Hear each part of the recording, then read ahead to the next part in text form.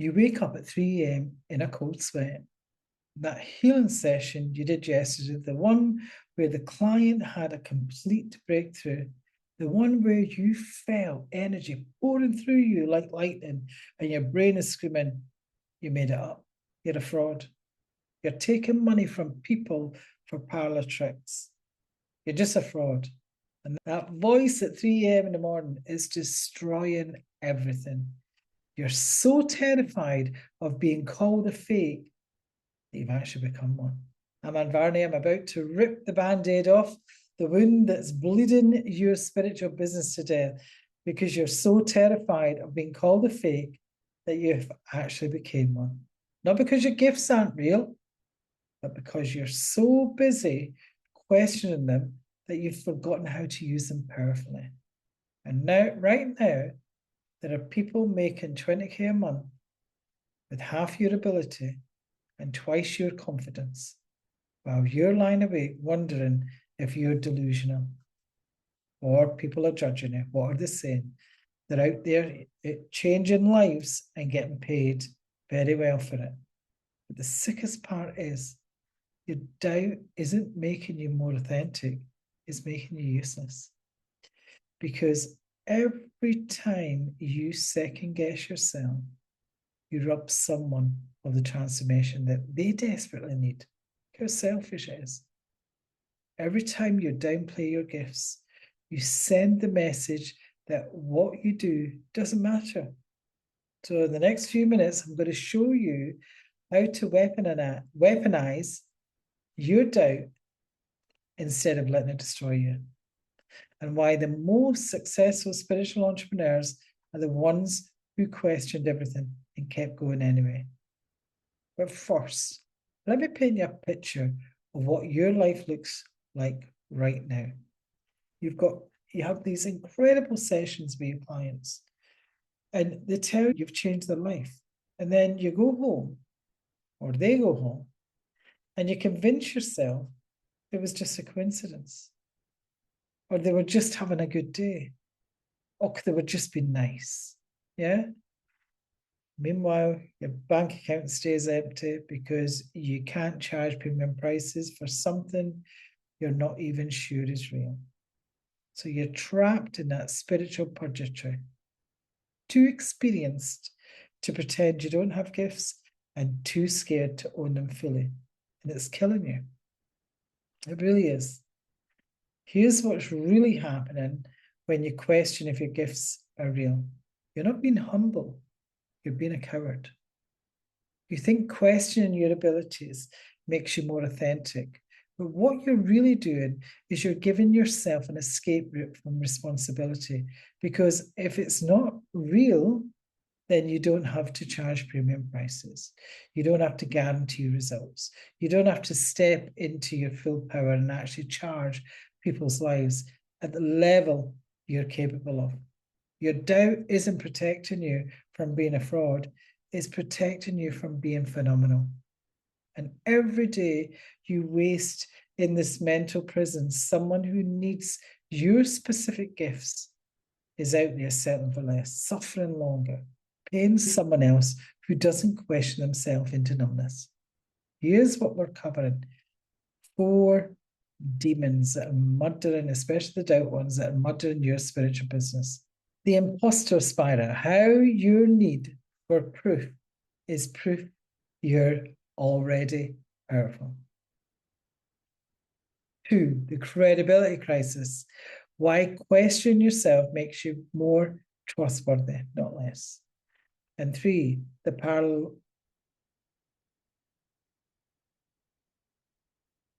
How perfectionism disguised as authenticity is keeping you broke. What about the fraud fear, number 4? Why your terror of being fake, exactly what makes you real. And then I'm going to give you exact doubt to power conversion system that my Oracle Code practitioners use to turn their biggest fear into their biggest asset. So let's go to war with your inner critic. Number 1, the imposter spiral. Every morning you wake up and play the same sick game Did that really happen in yesterday's session? Maybe she would have had that breakthrough anyway. Maybe I'm just taking credit for coincidence. Maybe I'm completely delusional and everyone's just too nice to tell me. Or maybe they're right. I have went off my head. Round and round you go, dissecting every success until you've convinced yourself it wasn't real. But here's what really is actually happening. You're so terrified of being wrong about your gifts that you'd rather be wrong about your worthlessness. Think about that for a second. You'd rather believe your powerlessness than risk believing you're powerful and being disappointed. That's not humility, that's self-torture. And while you're busy convincing yourself you're nothing special, mediocre practitioners with half your intuition are booking clients at 5K a month because they don't waste time questioning what they know works. Your imposter syndrome isn't evidence you're an imposter. It's evidence that you give a damn about being real. Frauds don't have imposter syndrome. They have delusions of grandeur. They do. Or about the credibility crisis. You think you doubt, your doubt makes you a fraud. But here's the plot twist that's going to mess with your head. Your doubt is exactly what makes you credible. Charlatans don't question themselves. Con artists don't lie awake wondering if they're real. Fake gurus, they don't have imposter syndrome. It's only people with real power worry about misusing it.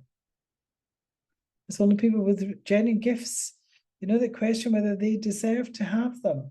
Or people capable of real transformation fear they might be deluding themselves. Your doubt isn't evidence you're fake, it's evidence you're the real deal. But instead of using that doubt as proof of your integrity, you're using it as permission to hide.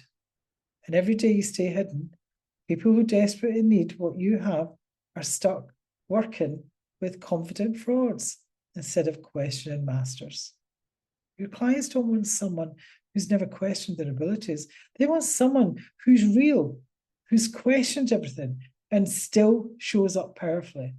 What about that prison we put ourselves in, where you've convinced yourself you need more proof before you can step fully into your power? I need more training. I need that certification. I need more certainty. I need to understand exactly how this works before I can charge what I'm worth. Bullshit. Bullshit. You're using the need for more as an excuse to avoid responsibility for what you already know. You could help someone transform their life right now, today, with what you know right now. But you won't, because you're addicted to the safety of not quite being ready. But here's the truth. You will never have enough proof. You will never understand it completely, and you'll never feel 100% certain. And the people who need your help don't need you to be certain. They need you to be brave enough to help them anyway. So while you're waiting for cosmic confirmation, they're suffering with problems you could solve tomorrow. Your perfectionism isn't protecting your integrity, it's protecting your ego from the possibility of being wrong. But being wrong sometimes is the price of being useful. The fraud fear, this is a big one. The fear that keeps you up at night. What if I charge someone $3,000 and then find out I'm completely delusional? What if none of this is real and I'm just really good at convincing people? Here's what you're really saying. What if I have impact and it's my responsibility? Because that's what terrifies you most, not what you're powerless or that you're powerless, but that you're powerful. Not that you can't help people, but that you can. And once you admit that, you'll have to step up and actually do it consistently. Your fraud fear isn't about being fake, it's about being real and having to live up to it. And every successful spiritual entrepreneur has had to make this exact choice: stay small and safe, or get big and responsible. The ones making money choose responsibility over safety. The ones staying broke, however, choose safety over impact. Wait, which one are you going to choose? Yeah. But here's how to convert that doubt into power. First, reframe your question as quality control. You doubt because you care about results. Frauds don't care about results. Second, use your doubt as a client filter. The people who resonate with your question nature are the ones who get the best results because they're thoughtful too.